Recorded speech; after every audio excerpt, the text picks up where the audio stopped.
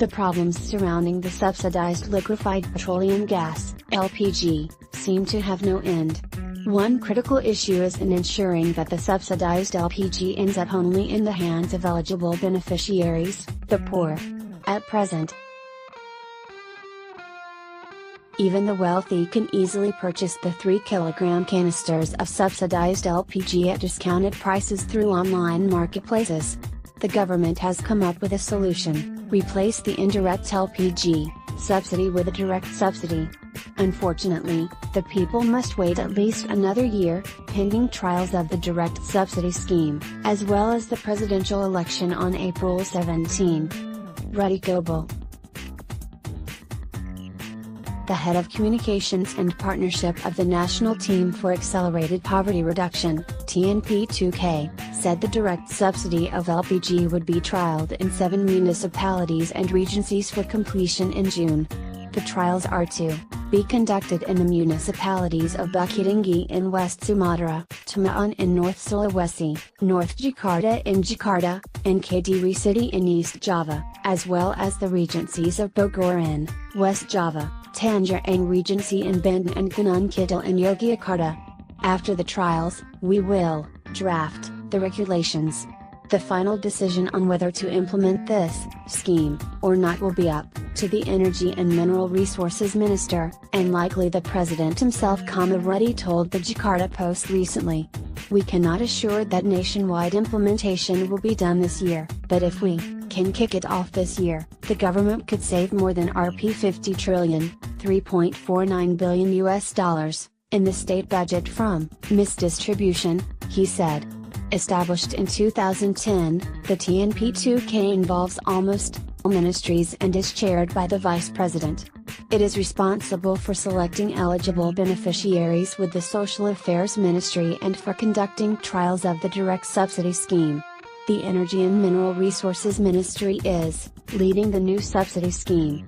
Ruddy said preparations for trialing the direct subsidy scheme had started in December 2018, with the first trial to commence in April and the second trial in early May. The trials would involve 14,193 households. Right now, we are still registering the beneficiaries, he said. The direct subsidy that will replace the indirect subsidy of 3 kilograms LPG canisters is to involve the use of biometric authentication like facial and fingerprint recognition. Facial recognition was critical, said Ruddy. The TNP2K has 3 possible methods for implementing the direct subsidy: e-vouchers sent as text messages, biometric authentication, and a combination of electronic identity, EID, cards and biometric authentication.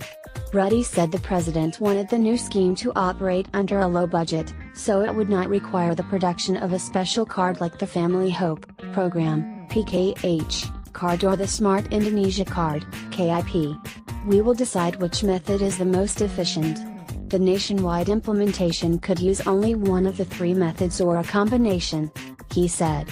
Once the direct subsidy scheme was implemented, the LPG would be sold at a market price of around Rp 30,000 per 3 kilograms canister, with a discounted price for beneficiaries, after sellers have authenticated their identities. If the biometric method was used, said Ruddy, beneficiaries would only need to be authenticated by the LPG agent to receive the special discounted price.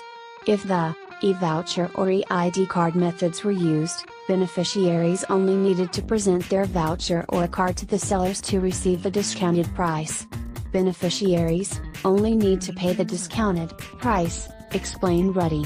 Muhammad Rizwi, the Director for Oil and Gas Business Development at the Energy Ministry, said the implementation of the new subsidy scheme would also depend on the April election.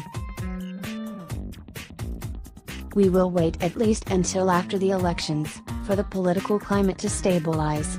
Because we don't know who will win the presidential election, he said, adding that the ministry would still push for the new scheme no matter who was elected. Rizwi expected that the full implementation of the scheme would only be possible in 2020, given the political uncertainty. This year, the government would focus on the trials and only allocate a budget for the scheme next year. The ministry's data estimates that 26 million households are eligible for the direct LPG subsidy.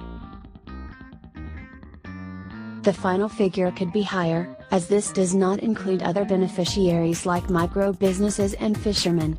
In its preliminary discussion, the ministry has already reached a decision on the direct subsidy scheme, albeit an unofficial one, that a single household will be eligible for 3 3-kilogram canisters of LPG per month. Meanwhile, micro businesses will be eligible for 9 3-kilogram canisters per month and fishermen will be eligible for 10 canisters per month.